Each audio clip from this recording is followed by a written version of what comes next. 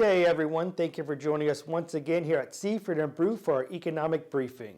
It has been a crazy week in the market, as you know, and with that Fed coming out with a 50 basis point emergency cut was huge, and we saw the aftermath, and it continues to happen. The market continuing to sell off.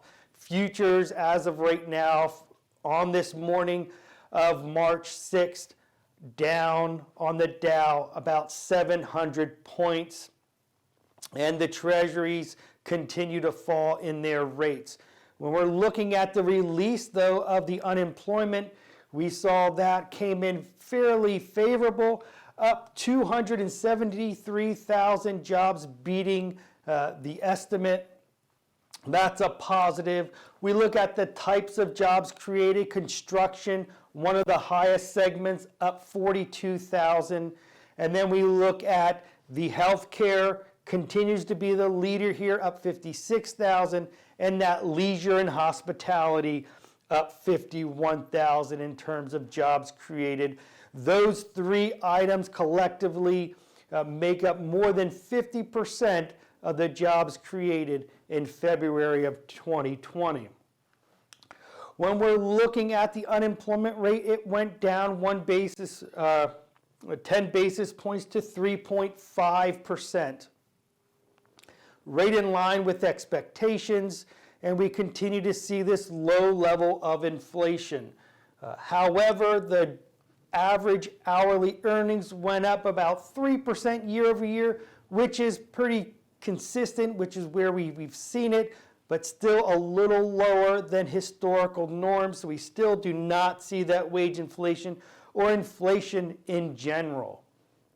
The bigger news, though, as I mentioned before, that 10-year treasury coming down, and this is as of 8:30 in the morning on the 6th, March 6th, at a 0.74.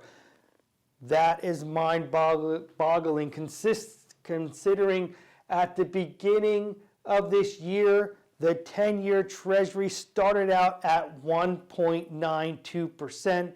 So we are essentially 120 basis point shock on the downward momentum.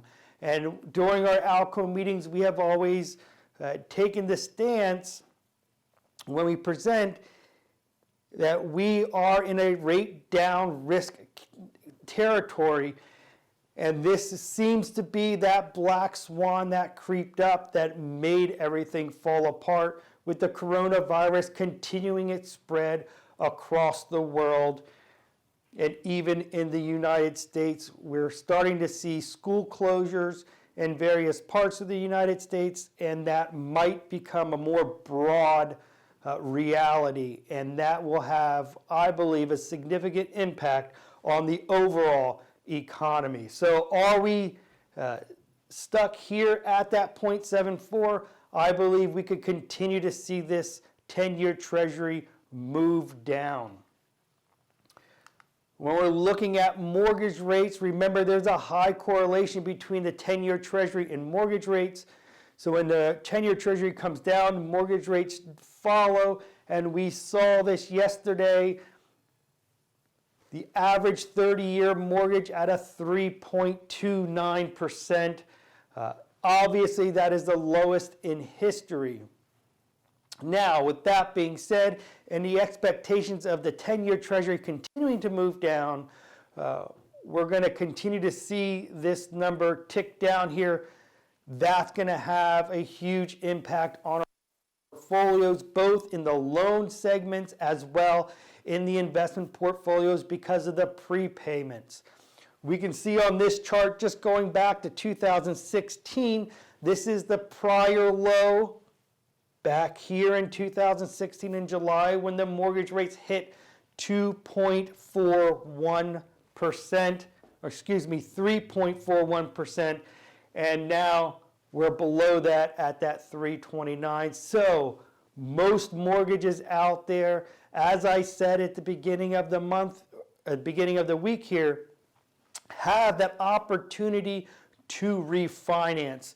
And that is what we're expecting over the next couple of months, is a wave of refinancing creating big downward pressure on your overall yield on earning assets.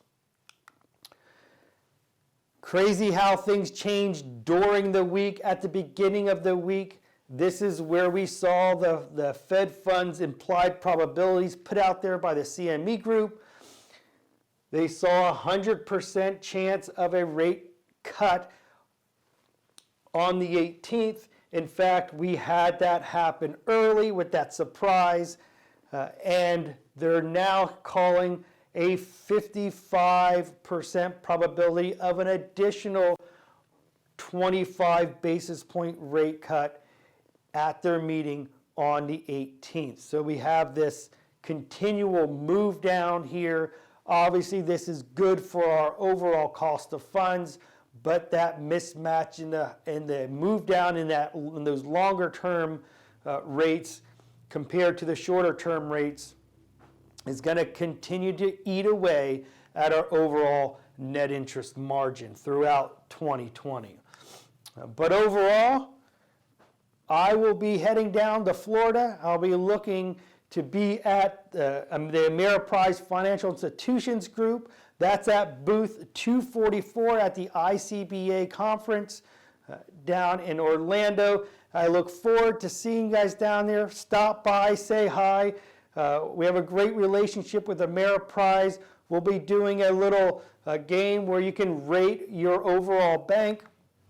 And it says, where do you think your bank ranks? And we have a program set up where you guys can type in your attendee name and get your report to see where you all rank on our risk versus reward profile. So we look forward to seeing you guys down there. Stop by the booth at Ameriprise at booth 244. We hope to see you. It's going to be beautiful weather down there. Everyone have a great weekend, and we'll see you next week.